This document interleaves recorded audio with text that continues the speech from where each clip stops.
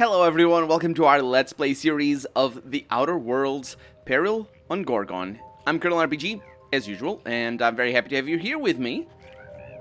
With few Sprats. Where are they? I could hear them. There they are. He was laughing at me. They laugh at you. They do? Who's a cutesy little one? Ooh. Oh, Spacer's Corona, right. That's tobacco. Now, we were sent here because... Oh, wait a minute. Did you notice how down below, right there, there's a crossed over sign over there? I thought that was the Sprat Shack. But I might be mistaken on that, obviously, because this is the Sprat Shack. It's looking worse for wear, but we're not really gonna blame it too much. It is, after all, in an abandoned Spacer's Choice research facility that is called Gorgon, sort of. Project Gorgon and Gorgon are two different things. Let's see what this thing has. Gorgon, a Spacer's Choice property. Main menu. Welcome to D-Tran. The dot tran. Electricity rationing in effect. By accessing this terminal, you consent to paying 1 bit per every option selected. I like that the game does keep it consistent in the little parentheses 1 over here. This is not... I commented about this when I played the original game, but like this, it's like it's anachronistic. It basically doesn't make sense, is what I mean to say, because computers, well, I guess, yeah, the thing is, this is commonplace if you're writing things down and if you're typewriting things down, because a 1 can, you know, maybe the 1 gets, maybe your tape is getting old, or maybe the paper is not good enough, and the 1 becomes a 7, or the 7 becomes a 1 and stuff, and if you have things written down in length, you can actually, you know, make sure that at least you have sort of a redundancy in things that matter, numbers, but here it's kind of interesting. Anyway, check electricity bill for rationing over here, processing. Dominic Tran currently owes 9,508 bits. That's not that much. I can pay the bill. Let's see. Bill removed from employee account.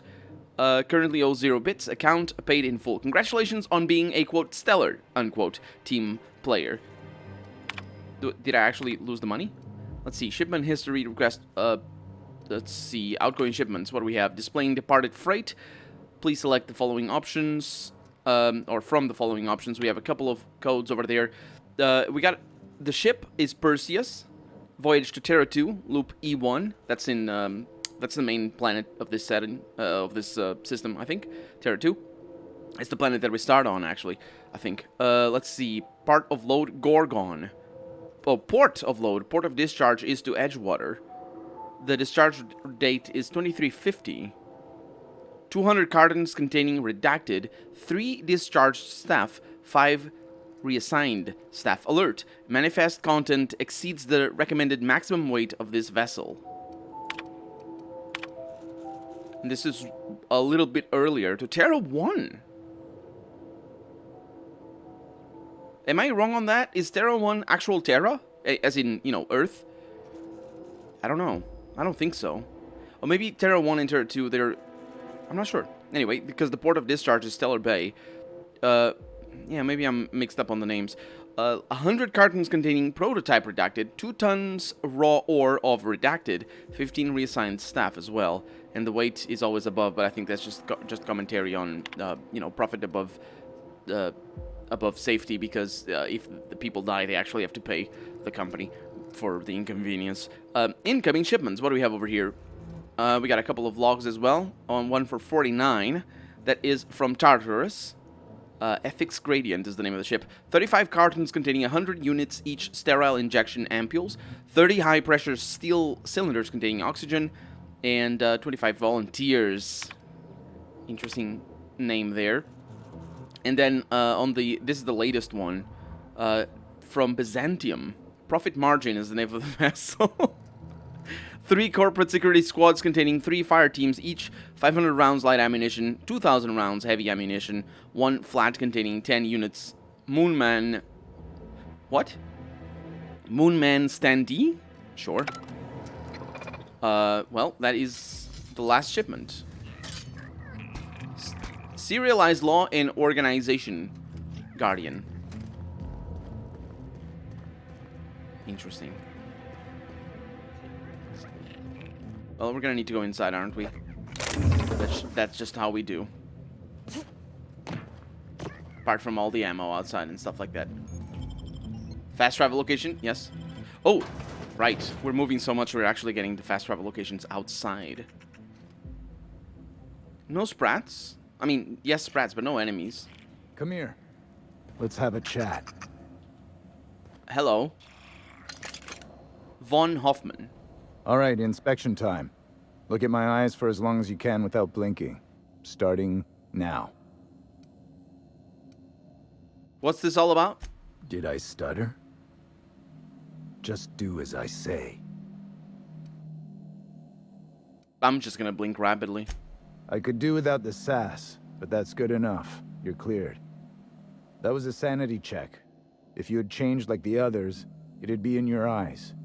You'd also be drooling, cursing, and making a mess of the place. Welcome to the Sprat Shack. You can head on downstairs. What did you mean when you said people had changed? Every day, salvagers and scrappers set out to comb the ruins and make their fortune. The ones who come back, they aren't always the same men or women who left. They change.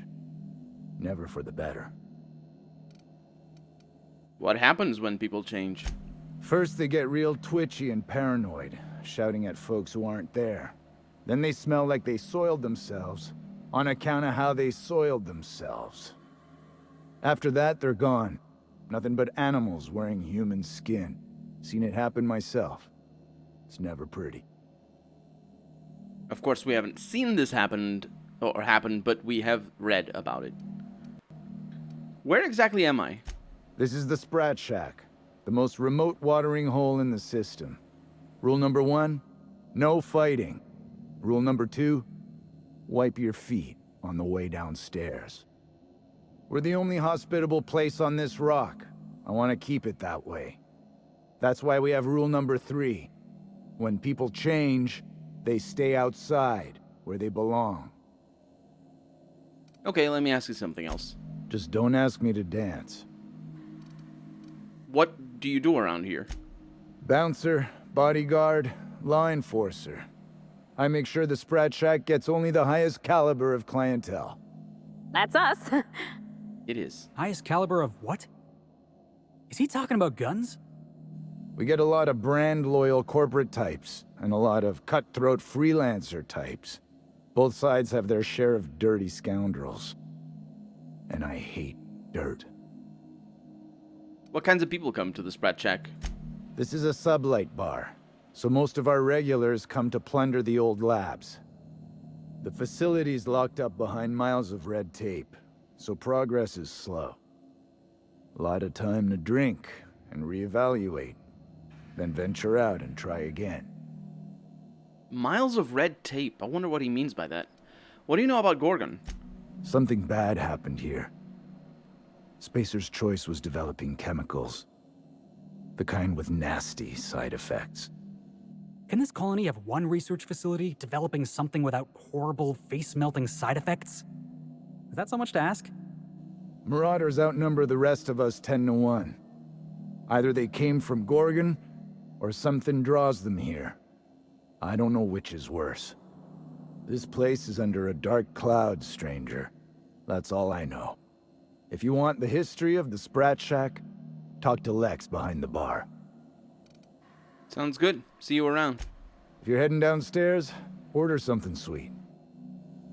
I do like something sweet. Some party tea, maybe. So, if I'm headed downstairs, he says, what is the alternative?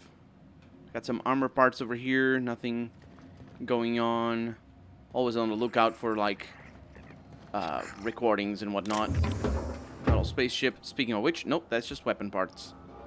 Okay, those are not mine. Now this looks like a real dive. Hey, I wonder if they got those floorboards that creak when a stranger walks in. Oh, ugh. This place smells like Felix's birth. Ugh. Felix. You need to get Sam to clean the place up or something. I don't know. Or you need to start eating less salt tuna or something. I would imagine salt tuna would just make you... I mean, your birth smell really bad. Got a lot of people out here. Are you my agent on the ground? Sorry? I've been sent to meet a certain someone about a certain piece of merchandise. They're supposed to use a secret code phrase. Can't help you. I'm just here to drink. That's the code phrase. It is you. Quiet down. You're making a scene. He's new to the... He's doing his best, okay? Just leave him alone. My god, these smugglers. There's no compassion. No class solidarity, my god. I don't know. Did you bring the goods? No payment, no goods. Give me a taste of the goods. Just so I know I can trust you. You can't trust me. Now, did you bring the payment? I don't know. Did you bring the goods? Oh my god. Oh my god, he's bad at this. He's like reading from a script. And not the video game kind. The, cold caller advertisement kind. Hey, Parvati, somebody has your hairstyle. Welcome to the Sprat Shack. First one's on the house, and I won't even water it down. What'll it be? And she's got the smirk of Junlei. Yunlei? Yeah, she had that smirk a lot. Wine. Make it purple berry. I'm in a chipper mood. Bottoms up. I assume you're here for salvage. Yeah, sure. Got any leads? Even if I did, I ain't supposed to play favorites. Most of my regulars are sublight scavengers. They pick over the ruins of Gorgon, spend their earnings at the bar, and head back out the next day. Vicious cycle, but that's life. You're the first new face I've seen in a while. I figure. Do you know anyone by the name of Lucky Montoya, by the way? Lucky? Sure, I knew him. He could get a little dramatic at times, but he was a good guy. Heard he took on a dangerous job. Spent a lot of time coming and going from the Office of Creative Incubation, just down the road. Office of Creative Incubation? That's where the top rungers at Spacer's Choice came up with slogans and marketing. Lucky never told me why it was so important. Awful shame about what happened to him. You know what happened to him? What happened? You really want to hear my story? Law, most everyone around here is sick to death of it by now. Last I saw of Lucky was a few days ago. I went outside for a smoke and a stroll, and I saw this wild canid dragging a bloody limb. So I kicked the canid, scared it off. Speaking of law, by the way, her name is literally law in Latin. Lex. That's what it stands for. Go on. Get this. The canid was chewing on an honest-to-law human arm. Lucky's arm. Mm-hmm. Anyway, the arm was clutching a phonograph that mentioned someone named Alex Hawthorne. I did some poking around, and this Hawthorne has a reputation among the salvagers who frequent the bar. So I packaged up the arm nice and tidy and sent it care of the Halcyon Parcel Service. They even gave me a discount on the hazardous waste removal stamp. Yeah, the arm made it to me. I'm Hawthorne's next of kin. I thought I was gonna say I'm Hawthorne, because that is a thing that we do earlier in the game. And also my name is Alex, so, anyway, yeah, sort of next of kin. No kidding. And now you're here? Colony feels smaller than you'd think some days. I'm glad I was here to see this, confluence of events, you know? The stars really aligned on this one. And here I am, smack dab in the middle. Well, you're the motivating force. Without you, the canid would have just... Is it canid? What wrapped it on? What did you call it? Anyway, yeah, they would have just chewed on the phonograph. Why bother sending the arm at all, though? I figured Hawthorne would want to know what happened to his pal. Help Lucky get his affairs in order, you know. Oh, I hate to see people go with unfinished business. Where was Lucky staying? 3rd floor. Once I figured he wasn't coming back to pay his tab, I left his room unlocked to air it out. You can help yourself to anything you left behind. Fair warning, I've been letting the regulars use it for a quick lie down. Just wash your hands when you're done. Trust me. Yeah, you don't need to say that again. What do you know about Gorgon? Spacer's Choice used to brew pharmaceuticals in these parts. That's why the asteroid smells like an old gym sock. They say Adrenatime came from here, just down the road at the old R&D lab. Very hush-hush back in the day. Adrenatime is the drug, I think, that increases our... Actually, I'm gonna need to look into what it is, because I don't know what it does to other people. I know what it does to me. I may know what it does to me. Would any of your regulars have more information about Gorgon? Roscoe might tell you more. He spent some time around here before the bar opened up. And I trust him well enough. There's always Leonora, my favorite customer over in the storage room on the second floor. Keeps to herself and always closes out her tab. What's Roscoe's story? He's been here since opening day. I think he told me he was some kind of journalist. He got left behind when Spacer's Choice pulled out. And I guess no one's coming to get him. Poor bastard. Looking out for him? Roscoe's drinks are on the house. We all know how it feels to get left behind. He'll be all right. He's with the family now, and we take care of our own. Why'd you get left behind? He didn't tell me, and I didn't ask. I'm his bartender, not his human resources rep. If you believe the chatter, a lot of good folks got left behind, and a lot of bad folks made it out. Sometimes that's all there is to it. What can you tell me about Leonora? Nice lady. Been coming around a lot these past few months. She isn't with Sublight, but seems to know the lay of the land better than anyone. She spends most of her days drinking alone. I think she's looking to hire someone. If you're open to a side gig. Sublight. Those are the pirates. I didn't really build the best repertoire with them on the mission that they have in the main game, so I'm not sure if she's going to talk about that. But yeah, this is a Sublight bar as well, so it means that it's not part of Spacer's Choice. Well, I think it means it's not part of Spacer's Choice. But anyway, do you know if she spoke with Lucky Montoya at all? Now that you mention it, I thought I saw those two sharing stories over a pint. Didn't think twice about it. I don't speak ill of the dead, but Leonora deserves better company. That Lucky was no good for her. Curious that she says that about Leonora and not about basically anybody else. Worrying about Leonora's company. I'm trying to think if she... The distinction here is interesting because she spoke of Roscoe as like, I didn't ask, I'm not his rep or anything. But about Leonora, she's like, oh yeah, she could do better. She could do better. Yeah, thanks for the tip. What are friends for, eh? I don't know. Any idea why Spacer's Choice shut Gorgon down? I doubt anyone knows the full story. One day the evacuation order went out. Grunts and lab coats scrambled to get anywhere but Gorgon.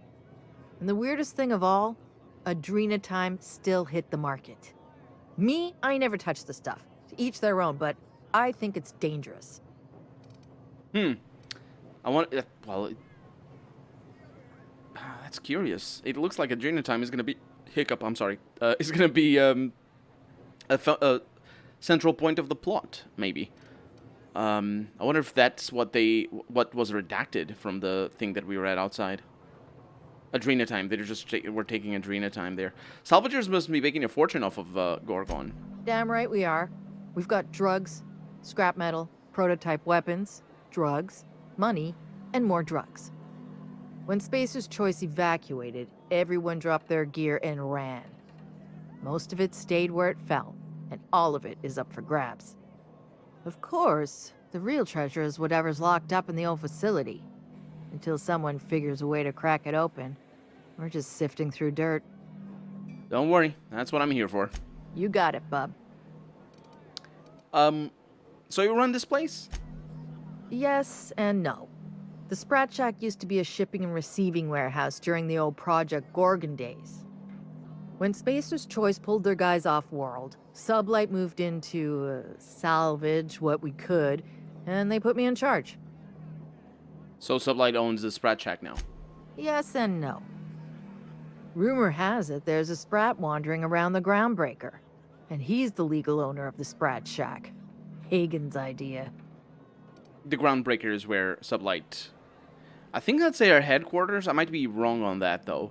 But that's definitely where you meet the leader of Sublight, is in gameplay terms, if not necessarily canonical terms. Because they might have, like, there's hierarchies all over the place. But that's the station, Groundbreaker. Dare I ask why a Sprat owns this bar? See, I thought he Hagen wasn't. didn't want a paper trail that led back to her, so she gave the bar to the Sprat. If there were any legal problems with this place, the Sprat would do the time. You think a Sprat could own Edgewater? Oh, imagine one wearing Mr. Thompson's little hat. Hey, Sprats can be real dangerous. I once saw a Sprat cross a guy off. Well, not exactly. Guy I worked with choked on a Sprat bone while he was having his usual salt tuna for lunch. Anyway, that's what the paperwork says. I don't make the rules. I thought Sprat was just like a nickname, or not a nickname, but like a slang term, calling somebody... Sprat literally just stands for Space Rat. Sublight is... You guys should be called Sprat Incorporated. Sublight also is pretty cool, but still. Sprat Incorporated would have been better. How would you even know which Sprat is the right one? Easy. His name's Matt. The beautiful thing is, no one could tell Matt Sprat apart from an ordinary vermin. I think that's kind of the point, to send the authorities on a wild Sprat chase. I guess I'll try not to step on him if I happen by Groundbreaker. I wouldn't lose any sleep over it. The Sprat Shack's gone through a lot of title holders over the years. As far as business arrangements go, this one's a head-scratcher, but they say it's all above board, so that's what matters. So, Spacer's Choice... Does Spacer's Choice mind that you're squatting in their warehouse? Yes and no. We're doing a lot more than squatting. We're classing up the joint, keeping the riffraff outside where it belongs. They didn't even serve drinks until I arrived. Talk about wasted potential. Tell me about it. Can you answer any questions without starting with yes and no? Yes. And no. Again, that one was Hagen's idea. She told me that speaking in vague terms keeps you out of trouble. And I don't want any trouble in my place. Aha, but that's a problem. You're not speaking in vague terms. You're double speaking, which is a different thing. Speaking in vague terms is non-committal. Speaking in yes and no is also non-committal, but more importantly, it strategically is built so that you have a, you're building ground to decide which one you want to go with later on. Like somebody accuses you of saying yes, you say, well, I said no, and vice versa. Or in the case of answers, I guess you let people hear what they want to hear, where vague terms might not work quite as well. Yes and no is also interesting, but anyway, how did you get supplies in and out? Thirsty people come and go from all over the colony, mostly on the way to somewhere better. Some are well-connected, and not everyone pays with bits. That's how we get the unconventional goods anyhow. Sublight keeps us well-stocked with the essentials, by which I mean booze. Of course. I'm gonna have a look around. Be seeing you. Should also be praised, the voice actress, for delivering that yes and no line perfectly. Because, of course, yes. And then wait a little bit. Yes is the right answer. Because she just answered in a way that isn't yes and no. And then she says, and no.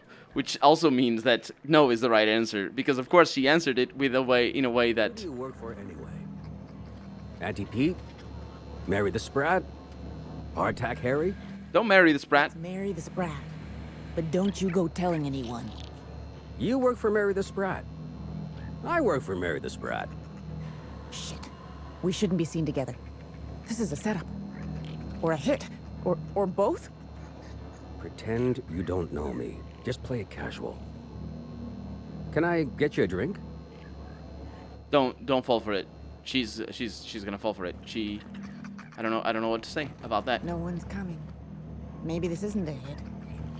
Buy you another round? I really shouldn't. But I'm thirsty and I got time, so fuck it.